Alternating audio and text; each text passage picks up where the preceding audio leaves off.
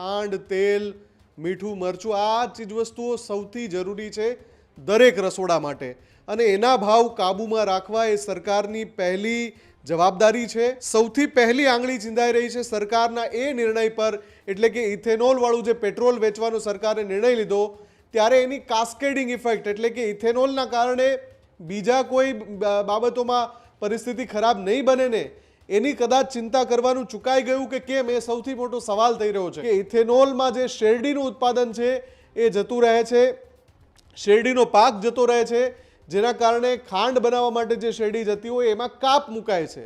સરકારનો દાવો એવો છે કે ઇથેનોલ બિલકુલ કારણ નથી। શેરડીના ઉત્પાદકોને 350 લાખ મેટ્રિક ટન શેરડીનું આ વખતે ઉત્પાદન થવાની આશંકા હતી, પણ બે રોગ શેરડીના પાકની અંદર દેખાઈ રહ્યા છે અત્યારે, અને એના કારણે 306 લાખ મેટ્રિક ટન જ શેરડીનું ઉત્પાદન થાય, એટલે 40-50 લાખ મેટ્રિક ટન તો ત્યાં કટોતી છે। અત્યારે ભારતમાં જે સ્થિતિ બની છે એ ખરેખર ચિંતાજનક સ્થિતિ છે। બહુ જલ્દી સરકારે મોટા પગલાં લેવા પડશે।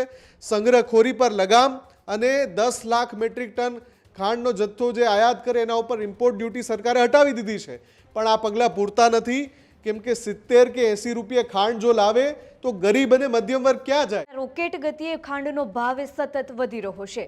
હવે 70 ને પારે ખાંડનો ભાવ પહોંચી ચૂક્યો છે। છૂટક બજારમાં અમુક સ્થળે ₹70 પ્રતિ કિલો ખાંડનો ભાવ પહોંચ્યો।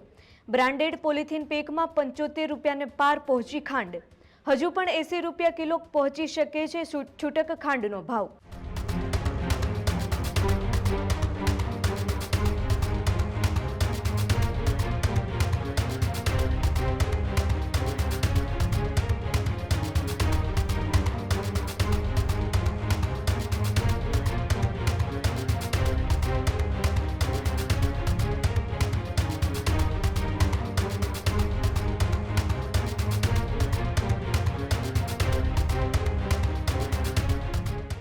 સરકારના પ્રયત્નો છતાં ખાંડના ભાવ હવે બેકાબુ બનતા પણ જોવા મળ્યા।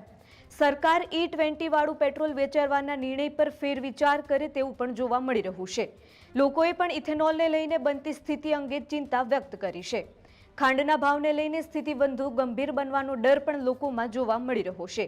અન્ય ચીજ વસ્તુઓ પણ મોંઘી થવાનો સતત વધતો ડર પણ જોવા મળી રહ્યો છે। રોકેટ ગતિએ ખાંડનો ભાવ સતત વધી રહ્યો છે। ખાંડનો ભાવ હવે 70 ને પાર પહોંચી ચૂક્યો છે। છૂટક બજારમાં અમુક સ્થળે ₹70 પ્રતિ કિલો ખાંડનો ભાવ પહોંચી ચૂક્યો છે। બ્રાન્ડેડ પોલિથીન પેકમાં ₹75 ને પાર પણ ખાંડનો ભાવ પહોંચી ચૂક્યો છે। હજુ પણ ₹80 કિલો ખાંડનો ભાવ પહોંચી શકે તેવું પણ જોવા મળી રહ્યું છે। વધુ માહિતી માટે આપણી સાથે મુફદ્દલ જોડાય છે। મુફદ્દલ, જે રીતે ખાંડનો ભાવ એ રોકેટ ગતિએ વધી રહ્યો છે અને ખાંડનો ભાવ હવે ₹70 પ્રતિ કિલો સુધી પહોંચી ચૂક્યો છે, અને હજુ પણ ખાંડનો ભાવ ₹80 પ્રતિ કિલો સુધી પહોંચી જાય તેવી આશંકાઓ પણ જોવા મળી રહી છે। બિલકુલ, એટલે કે અત્યારે સૌથી મોટી ચિંતા હોય તો એ છે કે દરેક રસોડામાં ખાંડ શું હવે એટલી મોંઘી બનશે કે પહોંચી જ નહીં શકે, કેમ કે જે રીતના દર છે 40-42 રૂપિયા કિલો મળતી ખાંડ, અને આ જે ચીજવસ્તુઓ છે ખાંડ, તેલ, મીઠું, મરચું આ ચીજવસ્તુઓ સૌથી જરૂરી છે દરેક રસોડા માટે, અને એના ભાવ કાબૂમાં રાખવા એ સરકારની પહેલી જવાબદારી છે। પણ ક્યારેક એવી પરિસ્થિતિઓ પણ સર્જાતી હોય છે અથવા તો સરકાર એવા નિર્ણયો લઈ લેતી હોય છે જેના કારણે રસોડાનું બજેટ છે એ આખું ખોરવાઈ જતું હોય છે।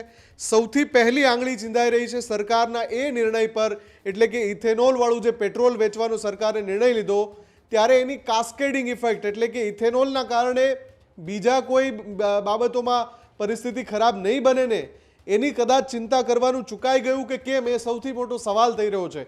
કેમ કે ખાંડ 40-42 થી 60ની સપાટીને વટાવી જાય, પછી 62 રૂપિયા, 65 રૂપિયા, 67 રૂપિયા અને હવે 70 રૂપિયા છૂટક બજારમાં ભાવ બોલાઈ રહ્યો છે। 1 કિલો ખાંડ 70 રૂપિયાની કિલો વેચાઈ રહી છે, અને જે બ્રાન્ડેડ પોલિથીન પેકિંગમાં જે ખાંડ વેચાય છે એ અત્યારથી જ 75 રૂપિયા કિલો વેચાઈ રહી છે, અને છૂટકમાં જે છૂટી ખાંડ મળે છે, જોખીને જે આપે છે વેપારીઓ, નાના વેપારીઓ, રિટેલર્સ, એ ખાંડ 80 રૂપિયા પ્રતિ કિલો કે છેક 100 રૂપિયા પ્રતિ કિલો સુધી પહોંચે એ પ્રકારની સ્થિતિ બની ગઈ છે। અને આ સ્થિતિ એટલા માટે બની છે કે ઇથેનોલમાં જે શેરડીનું ઉત્પાદન છે એ જતું રહે છે, શેરડીનો પાક જતો રહે છે, જેના કારણે ખાંડ બનાવવા માટે જે શેરડી જતી હોય એમાં કાપ મુકાય છે. સરકારનો દાવો એવો છે કે ઇથેનોલ બિલકુલ કારણ નથી. સરકારનું કહેવું છે કે ઇથેનોલના કારણે શેરડી ત્યાં ગઈ છે, પણ એનાથી ખાંડના ભાવને અસર થાય એવી કોઈ સંભાવના નથી. આ સરકારનો દાવો છે. બીજી તરફ શેરડીનો જે પાક છે એના ઉત્પાદનના આંકડા પણ સામે આવ્યા છે. શેરડીના ઉત્પાદકોને 350 લાખ મેટ્રિક ટન શેરડીનું આ વખતે ઉત્પાદન થવાની આશંકા હતી, પણ 2 રોગ શેરડીના પાકની અંદર દેખાઈ રહ્યા છે અત્યારે, અને એના કારણે 306 લાખ મેટ્રિક ટન જ શેરડીનું ઉત્પાદન થાય, એટલે 40-50 લાખ મેટ્રિક ટન તો ત્યાં કટોતી છે, ત્યાં કાપ છે. ઇથેનોલમાં જે જાય એ અલગ. એટલે ખાંડ ઉપર, આ ખાંડના ભાવ ઉપર દબાણ રહેવાનું છે. હવે બીજી સૌથી મોટી ચિંતા એ છે કે ખાંડના ઉત્પાદનમાં બ્રાઝિલ દુનિયાનો નંબર 1 દેશ છે. 24% ખાંડ દુનિયાની બ્રાઝિલ ઉત્પાદન કરે છે અને બીજા દેશોમાં મોકલે છે. હવે ત્યાં સ્થિતિ એવી છે કે ત્યાં ઇથેનોલનું ઉત્પાદન ખૂબ વધારે થાય છે, એટલે ત્યાં પણ શેરડીનું ઉત્પાદન છે એ ખાંડમાં જવાને બદલે ઇથેનોલમાં જઈ રહ્યું છે, એટલે ત્યાં પણ કટોતી છે, સ્ટોક નથી પૂરતો, એટલે બ્રાઝિલમાં પણ ખાંડના ભાવ વધી રહ્યા છે. અને બ્રાઝિલ અને ભારત બંનેમાં જે ખાંડના ભાવ વધી રહ્યા છે એના કારણે વિશ્વના લગભગ 40 દેશ એવા છે કે જ્યાં અત્યારે ખાંડના ભાવ સતત વધી રહ્યા છે. અને અત્યારે ભારતમાં જે સ્થિતિ બની છે એ ખરેખર ચિંતાજનક સ્થિતિ છે. બહુ જલ્દી સરકારે મોટા પગલાં લેવા પડશે. સંગ્રહખોરી પર લગામ અને 10 લાખ મેટ્રિક ટન ખાંડનો જથ્થો જે આયાત કરે એના ઉપર ઇમ્પોર્ટ ડ્યુટી સરકારે હટાવી દીધી છે, પણ આ પગલાં પૂરતા નથી. કેમ કે 70 કે 80 રૂપિયા ખાંડ જો લાવે તો ગરીબ અને મધ્યમ વર્ગ ક્યાં જાય? બીજું કે જે ખેડૂતો છે, શેરડીના ઉત્પાદકો છે, એને તો આનો પૂરતો લાભ મળતો નથી. આમાં વચેટિયાને સટોડિયા ફાવી જાય છે.